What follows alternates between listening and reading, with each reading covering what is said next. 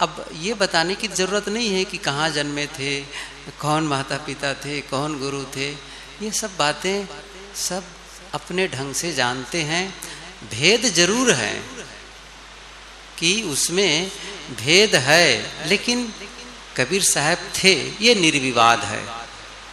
ऐसा कोई नहीं कह सकता कि कबीर साहब तो थे ही नहीं, ऐसा नहीं कह सकते। थे इसका मतलब है वे भी मानव थे, और मानव थे तो जैसे हम सबका जन्म हुआ है या आज तक जिस प्रकार मनुष्यों का जन्म होता आया है, बस उनका भी जन्म का ढंग था वही वही तो वो है।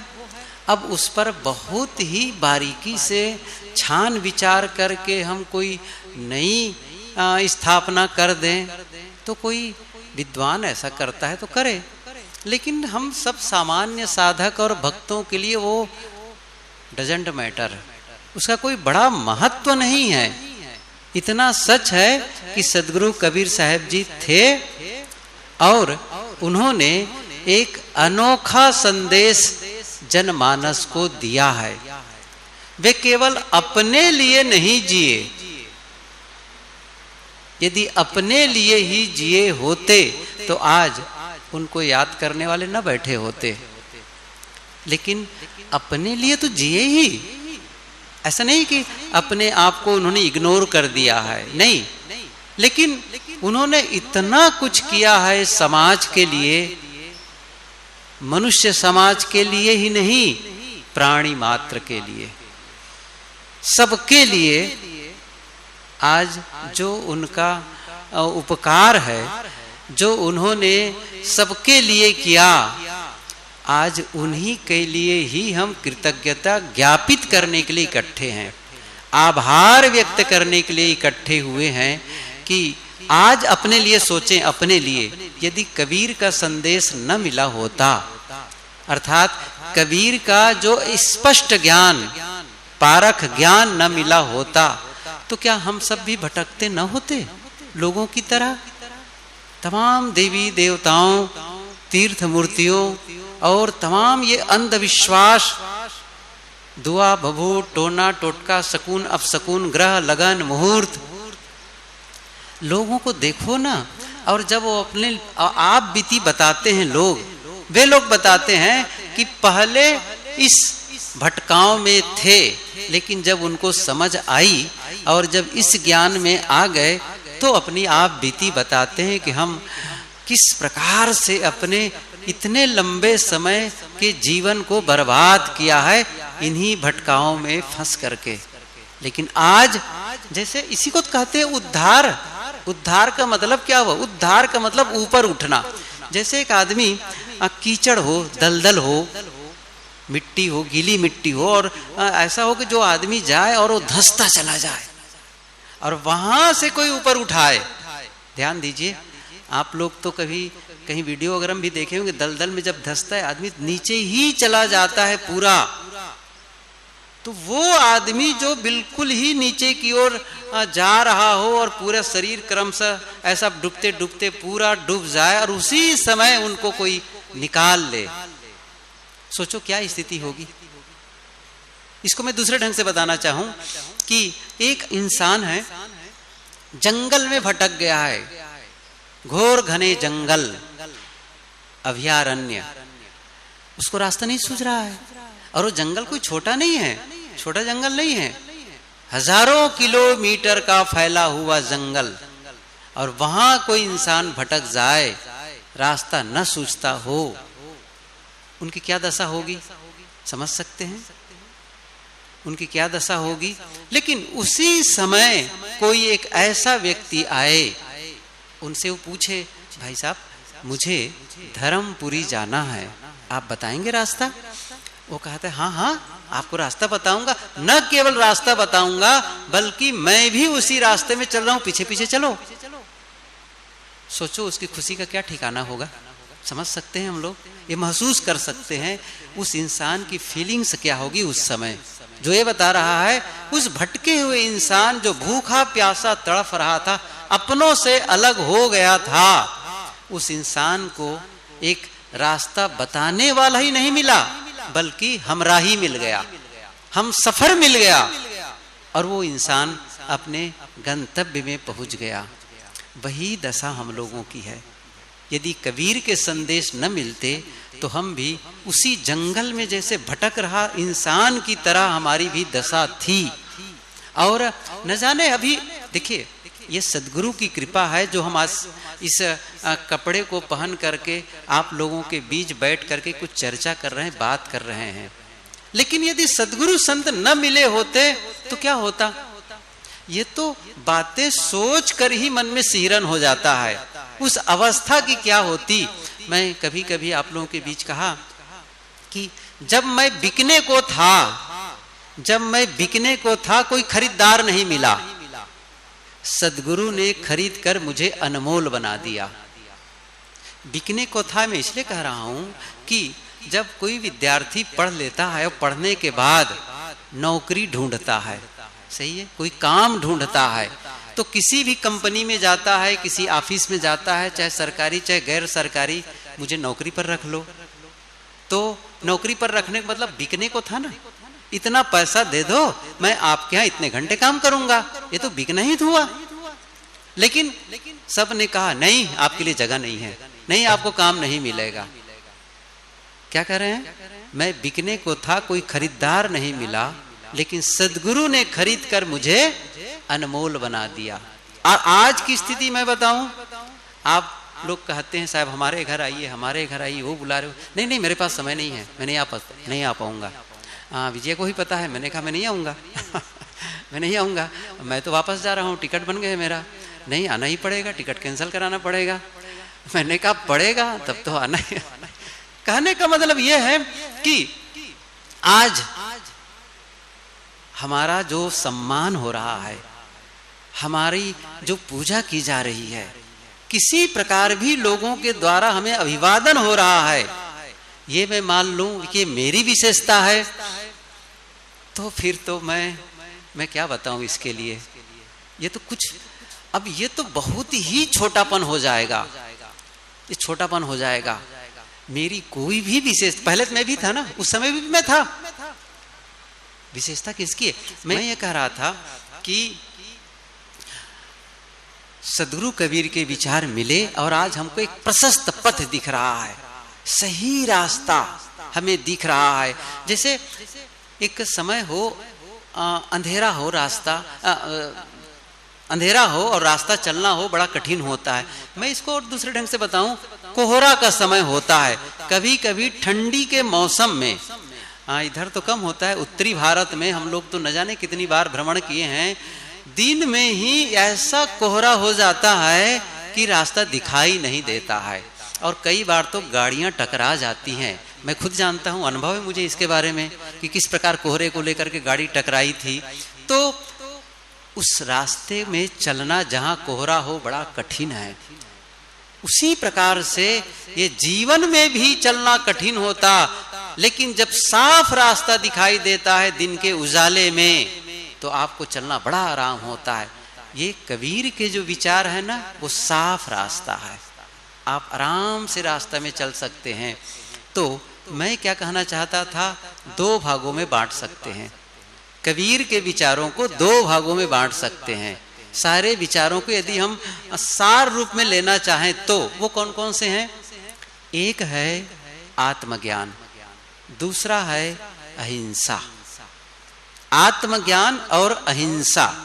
आत्मज्ञान उनका दर्शन पक्ष है, दार्शनिक पक्ष, उनका मूल सिद्धांत। लेकिन उस आत्मज्ञान तक पहुंचने के लिए जो व्यवहारिक जो सिद्धांत है वो क्या है? वो है अहिंसा का पथ। अहिंसा आदमी जब तक अहिंसक नहीं होगा तब तक उस आत्मा की ऊंचाई तक नहीं पहुंच सकता है। मैं इसलिए कहा कि आत्मज्ञान उनका दार्शन पक्ष है और उनका वो अहिंसा उनका आचार पक्ष है। तो दर्शन पक्ष का मतलब देखिए, आत्मज्ञान उनका जो इतना क्लियर और स्पष्ट है, इसी बात को लेकर के लोग भटकते रहते हैं। कुछ लोगों का मानना है कि आत्मा ही सब कुछ है, आत्मा ही सब कुछ है और आत्मा के अलावा कुछ भी नहीं है, दूसरा कुछ भी नहीं है आत्मा के अलावा। आत्मा से ही ये जगत है, आत्मा ही है बस, जगत कुछ भी नहीं है। उसे कहते हैं अद्वैतवादी, आत्मवादी ये कह सकते हैं। और कुछ लोग होते हैं जो भौतिकवादी, जिनका कहना है आत्मा और परमात्मा नाम की कोई चीज नहीं है, ये भौतिक तत्व। थोड़ी सी बातें समझ लेंगे आप लोग। मैं जानबूझ करके ये विषय कहना चाह रहा हूं कि ये सिद्धांत की जो मूल बातें यदि हम समझ लेंगे ना तो सारे भटकाव खत्म हो जाएंगे। तो मैं कह रहा था कि कुछ लोगों का मानना होता है भौतिक द्रव्य, जैसे भी सुन रहे थे जड़ के बारे में, चेतन के बारे में, वो क्या है, तो वो जो भौतिक द्रव्य है केवल वही है, चेतन नाम की या चेतना नाम की कोई चीज नहीं है, कोई चीज नहीं है। अर्थात ये जड़ द्रव्यों का ही उत्कर्ष रूप है चेतन। अर्थात द्रव्य जब मिल जाते हैं तो चेतना विकसित हो जाती है, बस वही कार्य करने लगती है, चेतन अपने आप में कुछ नहीं है। कबीर साहब जी ने कहा ऐसा नहीं है। एक है जड़ाद्वैतवादी, दूसरा है चेतनाद्वैतवादी, और कबीर का सिद्धांत है विवेकवादी। विवेकवादी वो विवेक की बात करते हैं। देखिए आत्मा तो ठीक है लेकिन आत्मा से जगत नहीं है, जड़ भी ठीक है लेकिन जड़ से चेतन नहीं है। जड़ से न कभी चेतन होता है, न चेतन से कभी जड़ होता है। दोनों अपने आप में स्वतंत्र सत्ता है, स्वतंत्र द्रव्य हैं, एक दूसरे से बनते नहीं, दोनों के गुण धर्म अलग अलग हैं। इसलिए महत्व को समझें। जड़ का अपना महत्व है, चेतन का अपना महत्व है, जीव और जगत, ये ध्यान दीजिए। जड़ और चेतन जिसे हम कहते हैं, जीव और अजीव भी कह सकते हैं, नाम कुछ भी लीजिए, सोल और बॉडी कुछ भी कह सकते हैं। कहने का मतलब यह हुआ कि ये पूरा संसार जो दिख रहा है, जो भी दृश्यमान है, वो जड़ जगत है। फिर से बता रहा हूं, जो भी दृश्यमान है, जो भी दिखाई दे रहा, अर्थात जिसे आप देख सकते हैं, सुन सकते हैं, छू सकते हैं, चख सकते हैं, गंध ले सकते हैं, वो सब जड़ जगत का पसारा है। लेकिन इसे जानने वाला वही है चेतन, वही है चेतन, वही आत्मा है। वही आत्मा के विषय में सदगुरु कबीर साहब ने संदेश दिया है, आत्मज्ञान वो सर्वोपरि है। अर्थात जड़ सत्य है लेकिन चेतन परम सत्य है। चेतन की स्थिति कभी जड़ में नहीं होगी, चेतन की स्थिति चेतन में होगी। इसलिए हमें सद्गुरु की शरण में जाने की आवश्यकता होती है ताकि वो आत्मज्ञान दे। ये ज्ञान जब हो जाएगा ना, दुख नाम की चीज खत्म हो जाएगी। देखिए जानना अलग है, इससे समझो, जानना अलग है। मैं पुस्तक पढ़ के जान लूं, मैं सत्संग सुन के जान लूं कि आत्मा से अलग, जड़ तत्वों से अलग ये आत्मा है, ये जीव है, और जीव के ऊपर कुछ नहीं है, न ईश्वर ब्रह्म परमात्मा देवी देवता कुछ नहीं है, सर्वोपरि है। ये मैं कहीं न कहीं से जानकारी हासिल कर ली, लेकिन ये रियलाइज होना, उस स्थिति में पहुंचने में समय लगता है, मेहनत करनी पड़ती है, ऐसे नहीं हो जाता है। तो यदि लेकिन साफ ज्ञान हो, आत्मज्ञान, तो आप अब उठना शुरू कर देंगे, उठना शुरू कर देंगे। मैं ये कह रहा हूं, जिस दिन ये पता चल जाएगा आत्मा का स्वभाव क्या है, आत्मा का स्वभाव क्या है, आत्मा का स्वभाव मौन है, ये ध्यान रखो। आत्मा का स्वभाव निर्विकार है, आत्मा का स्वभाव शांत है। जिस दिन ये पता चले शांत आत्मा, जिस दिन पता चले दुख विहीन स्थिति, विकार विहीन स्थिति, तब क्या करना है मुझे, हम सबको क्या करना है, इस चीज को यदि समझ में आ गया तो क्या करना है, जब जब मेरा मन अशांत हो तब तब ध्यान रखना है मैं शांत आत्मा हूं। सीधी सी बात है। और ये जो अशांति की जो तरंगे आई है, ये जगत की है, वो आई है जाएगी। इतना पैसन हो सके, इतना धैर्य रख सकूं, और मैं स्वयं वह काम न करूं, मैं शांत आत्मा हूं तो वह काम न करूं जिससे अशांति पैदा हो। सही है कि नहीं है? अशांति पैदा हो। ये छोटी छोटी बातें भी हम समझने लग जाए। मैं विकार विहीन हूं, कोई विकार नहीं है, ये जिस दिन समझूंगा उस दिन मैं क्रोध का विकार जगाऊंगा। या फिर कहना चाहिए क्रोध आया तो साथ में आप ये भी ध्यान रखिए, नहीं मैं क्रोधी नहीं हूं, मेरा स्वभाव क्रोध नहीं है, मैं शांत आत्मा हूं, अक्रोधी हूं। आत्मज्ञान का मतलब ये मैं इसलिए बता रहा हूं, जिस दिन आत्मज्ञान सही हो जाएगा ना, उस आदमी के जीवन में क्रोध आएगा भला? कैसे कह सकते हैं आप? मोह आएगा, द्वेष आएगा? नहीं आ सकता है, नहीं आ सकता है। इसका मतलब ये हुआ जानकारी तो है, लेकिन हो सकता है हम उस पथ के पथिक हों, अभी हमारे अंदर में वो विकार पैदा हो रहे हैं, अभी वो स्थिति नहीं आई है। सदगुरु विशाल देव की एक पंक्ति बहुत प्रसिद्ध है,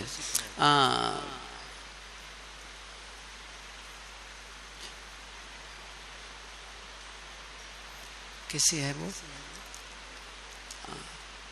अबोध तहां तक जानिए जहां तक राग अंधेरी, त्याग भयो जब ताही को तब ही भयो सबेरी।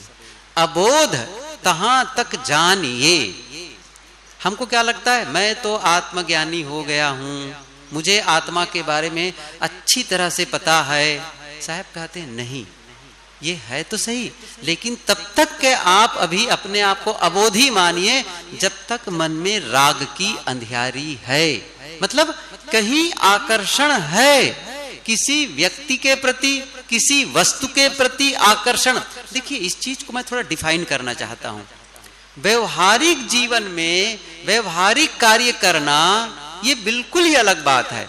आपको भोजन करना पड़ेगा, कपड़े पहनने पड़ेंगे, घर मकान बनाना पड़ेगा, नौकरी चाकरी करनी पड़ेगी, व्यापार करना पड़ेगा, लोगों से मिलना जुलना पड़ेगा। ये एक व्यवहारिक धरातल पर व्यवहार करते चले जाएंगे, लेकिन इसके भी ढंग है, इसके भी ढंग है। ढंग क्या है? एक होता है राग पूर्वक करना, एक होता है राग रहित करना। ये दोनों में अंतर है। आप किसी के प्रति रागवान हो जाएंगे, किसी के प्रति आसक्ति हो जाएगी, तो फिर उसके प्रति इतना आकर्षण होगा, उससे मिले बिना देखे बिना आपको बेचैनी रहेगी। या किसी वस्तु के प्रति लोभ हो जाएगा, किसी वस्तु को पाने के प्रति मन में बहुत ही आकांक्षा हो गई, तो जब तक वह वस्तु नहीं मिल जाएगी तब तक आपको बेचैनी बनी रहेगी। लेकिन आप समझेंगे मैं तो सबसे परे हूं। जिस समय भी आत्मा के संबंध में आप सोचने लगेंगे, आपका जो दुख का लेवल है ना वो कम होता चला जाएगा। फिर जिस व्यक्ति के लिए मैं रो रहा हूं, जिसके लिए परेशान हो रहा हूं, वो तो मेरे से अलग है। कोई भी संबंध है, वो संबंध को विच्छेद होना है। पति पत्नी का संबंध है, पिता पुत्र का संबंध है, भाई भाई का है, कोई भी संबंध, गुरु शिष्य का संबंध है। क्या संबंध स्थायी है? कभी सोचे हैं आप? क्या संबंध स्थायी है? क्या पति पत्नी का संबंध स्थायी है? कभी नहीं है। एक समय आएगा, चाहे जितना प्रिय संबंध हो वो टूटेगा, छूटेगा, संबंध छूटेगा। कबीर साहब की पंक्ति ही है कि एक स्त्री रो रही थी, उसका पति मर गया था, तो रो रही थी, बिछड़ गई मेरी जोड़ी। कबीर साहब आ गए, उसने कहा, कहें कबीर सुनो संतो, जिन जोड़ी तिन तोड़ी। अरे तुमने जोड़ा तो टूटा, यदि उससे संबंध न बनाते तो छूटने का झंझट न रहता। तो ये चीज मन में रहे कि संबंध है, लेकिन संबंध एक दिन छूटेगा, और छूटा तो रोने की जरूरत नहीं। मतलब आप पहले ही वियोग के दिन को ध्यान में रखें, यह संदेश है। संबंध के समय ही वियोग के बारे में भी समझें कि एक दिन छूटना तय है, ये समझ करके रखें। जैसे एक सभा यहाँ है, तो सभा है, क्या हम लोगों को पता है कि नहीं है कि ये सभा एक समय में बिखरने वाली, कुछ मिनट में, सही है? अच्छा, बिखर जाएगी, उसके बाद हम यहाँ बैठ करके रोएंगे, क्या बताएं सभा बिखर गई, मैं कैसे बोलूंगा, किनको सुनाऊंगा? तो कहेंगे बड़े भोले हैं साहब, ये तो कैसे रो रहे हैं? सही है। इसका मतलब है सबको पता है कि सभा इकट्ठी हुई, लोग इकट्ठे हुए हैं तो लोग बिखरेंगे, कोई रोने की जरूरत नहीं है। अच्छा, अभी गर्मी चली गई, अब बरसात आ रही है, तो हम लोग बैठ के रोएंगे, क्या बताएं गर्मी चली गई, केरी जा रही है? पता ही है, गर्मी जाएगी बरसात आएगी, बरसात जाएगी ठंडी आएगी, कोई रोता नहीं है। रात चली गई दिन आ गया, रोते नहीं है। कितना साफ है। क्या इतना ही साफ है? संबंध बना है तो संबंध का वियोग होगा, होगा, और होगा फिर रोने की काहे जरूरत है? जब आप दिन के रात होने में और रात के दिन होने में नहीं रोते तो किसी आदमी के संबंध का वियोग होने में रोने की क्या जरूरत है? अब आप कहेंगे साहब ये बोलना तो बड़ा सरल है, और बात भी सही है। जिनके लंबे समय से साथ रहेंगे तो छूटेंगे तो फिर दुख तो होगा ही। मैं कहता हूं ये भी सही है, गलत नहीं है आप गलत नहीं है। यदि कोई साथी है छूटे तो आंसू न गिरे, थोड़ा रो लें, हल्का हो जाए, कोई दिक्कत नहीं है। लेकिन आप इतने बेचैन हो जाएं कि आप अपने को ही मार देना चाहें, होता है कि नहीं होता है? अब मैं जी के क्या करूंगा, मैं भी मर जाऊं, या मेरे से अब खाना पसंद नहीं है, वो नहीं पसंद है, ये है, मैं क्या करूं? हम लोग देखे हैं, जवान पति मर गया, पत्नी एक बार, मैं मुझे तो अच्छी तरह याद है, वहीं लाश लेटी हुई थी, उसकी पत्नी और छोटे छोटे बच्चे थे। हम लोग समझाते थे, मैंने कहा आप शांत रहिए, धैर्य रखिए। उसने साफ कहा, साहब मैं कैसे शांत रहूं, कैसे धैर्य रखूं? मैंने कहा बात तो सही कहती हो, लेकिन रखना तो पड़ेगा। बहुत बातें होती रही, दिन बीते, समय बीता और वो ठीक हो गई। समय बीत गया, बच्चे बड़े हो गए और बिल्कुल सब लोग काम में लग गए। और वो खुद अभी पिछले साल की बात है, पिछले साल ही बात है, वो खुद को कैंसर हो गया उस उनकी बहन को, और वो मर गई। और उसके कार्यक्रम में मुझे बुलाए थे अभी कि साहब वो आइए आप कहा करके, तो गया था उसमें। और 3 बच्चे उनके हैं, 3 बच्चे हैं, और एक को नौकरी लग गई, 2 कर रहे हैं, और उनकी सारी अच्छी व्यवस्था है। मैं ये कह रहा था कि उस समय तो तकलीफ होना लाजमी है, लेकिन आप उसे एक लंबे समय तक खींचते रहेंगे। और मैंने कहा भी उनके कि आप अपने शरीर की सुरक्षा करिए, और आपके पीछे एक नई जिम्मेदारी आ रही है, स्वयं के शरीर की तुलना, और बच्चों के लिए भी जिम्मेदारी बढ़ गई है। और आप इस प्रकार दुखी होकर के अपने आप का नुकसान करती रहोगी तो आगे की जिम्मेदारी को आप ध्यान में नहीं रख रहे हैं। अब आगे की जिम्मेदारी को ध्यान में रख करके आपको जीवन जीना है, उतने ही दुखी होना है। तो ये बातें ये तो एक्स्ट्रा हो गई। मैं ये कह रहा था कि जब इस दिन हम समझेंगे कि वियोग निश्चित है, आत्मा को जब समझ लेंगे, आत्मज्ञान, तो जब भी दुख आएगा तो मैं शांत आत्मा हूं, मैं निर्विकारी आत्मा हूं, छूट कोई बात नहीं, सबसे मेरा अलग, सबसे संबंध अलग होने वाला है।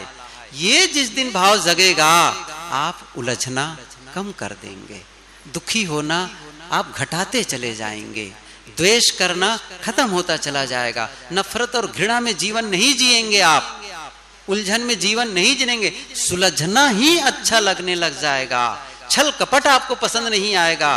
क्यों? नहीं, ये मुझे पसंद नहीं, क्योंकि जब जब ये मेरे मन में आते हैं मैं बेचैन हो जाता हूँ, परेशान हो जाता हूँ।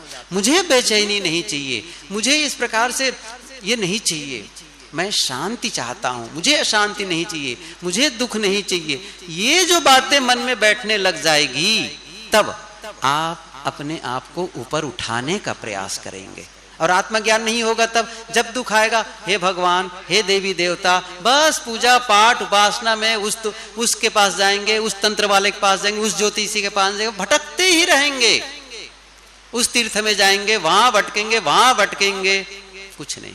आप स्वयं जिस दिन ये बोध जगेगा, भटकाव खत्म हो जाएगा, विकार धुलने लग जाएंगे। इसलिए मैंने कहा उनका एक सिद्धांत है आत्मज्ञान, दूसरा है अहिंसा। अहिंसा का मतलब बहुत बड़ी बात है, दूसरों को तकलीफ न देने का भाव। ये अहिंसा तो बड़ा स्थूल है, लेकिन इसका गहरा अर्थ है। दूसरों के विषय में गलत सोचना भी हिंसा है, कटु बोलना भी हिंसा, जब किसी को मार देना ये तो हिंसा है, लेकिन किसी के सामान को छुपा करके रख लेना हिंसा है, कटु शब्द निकले हिंसा है, गलत सोचना भी हिंसा है। सदगुरु विशाल देव की पंक्ति फिर याद आ रही, उन्होंने कहा है, दुख देने के भाव को दिल से दे निकारी। क्या कहते हैं? दुख देने के भाव को दिल से दे निकार। दिल में, आपके दिल में किसी को दुख मिले ये भाव भी न रह जाए। सोचो कितनी बड़ी बात होगी है। इस साधना को साधने में कितना वक्त लगेगा हमको, आप खुद सोचें। अकेले बैठ जाओ, मेरे मन में किसी के प्रति भी दुर्भावना न हो, ये मुझे साधना है, ये मेरा लक्ष्य है, ये मुझे करना है। बस शुरू कर दो करना, आपको पता चलेगा कि आप कितनी कठिनाई महसूस करने लगेंगे। आप खुद जब देखेंगे अपने मन को ना, तो लगेगा अरे मन तो कुछ भी सोचे चला जा रहा है, कैसे कैसे सोच रहा है। और तब आप कहेंगे अरे नहीं, मैंने क्या तय किया है, मैंने तय किया है मेरे मन में किसी के प्रति दुर्भावना न जगे, किसी के प्रति अहित चिंतन न जगे। एक चीज बताना चाहूंगा, जो हमारे साथ अच्छा व्यवहार करे, जब हम रास्ता चलते हैं तो हमारे लिए रास्ता छोड़ दे, हमारा सेवा सम्मान करे, हमारे लिए मीठी मीठी बातें कहें, हर चीज हमारे लिए अच्छा कहे, उनके लिए अच्छा सोचना बहुत सरल है, बहुत सरल है। लेकिन जो हमारे साथ अन्यायपूर्ण व्यवहार करे, उनके लिए भी अच्छा सोचना ये कठिन है, बहुत कठिन है। लेकिन साधना का पथ वहीं से होकर गुजरता है, साधना का पथ वहीं से होकर गुजरता है। जब तक आप उस पगडंडी से नहीं गुजरेंगे, उस कटीले पथ से नहीं गुजरेंगे, तो आप आत्मा तक नहीं पहुंच सकते। मैं और आप कोई भी नहीं। और जिसने भी उस रास्ता में पहुंचा है ना, उस मंजिल में पहुंचा है, उसी पथ से निकल के गया है, उसी पथ से। इतना ये साधना इसीलिए कहना ये आचार पक्ष है। वहां ऐसा नहीं कि इतनी बड़ी बात पाएंगे, इतने बड़े आत्मक स्थिति में पाएंगे तो सरल थोड़ी है। बहुत परीक्षाएं होती हैं, बहुत कठिन परीक्षाएं होंगी।